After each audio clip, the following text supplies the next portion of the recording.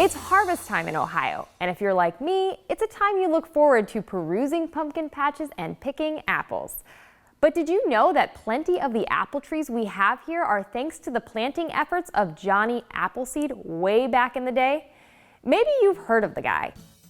His real name was Johnny Chapman, and he was born in 1774 in Leominster, Massachusetts. So how did he wind up all the way over here in Ohio? Well, he was quite the wanderer. In his early 20s, he traveled to the Midwest, which was known as America's frontier. In 1792, the Ohio Company of Associates, which owned land in the just barely settled Ohio, offered 100-acre tracts of land to anyone willing to plant 50 apple trees and 20 peach trees. Seems like a bargain? Well, they were looking for devoted settlers, and it takes quite a while before the fruit trees can be harvested. Johnny took advantage of this. He would travel and plant apple trees as he went.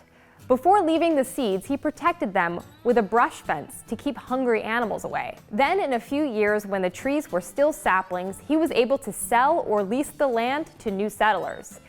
When he died, he owned about 1,200 acres of land. You think he would have wound up a rich man, but Johnny was kind-hearted and often gave the sapling trees away to settlers who could not afford them, or spent his money caring for horses that made the trek out to the new lands.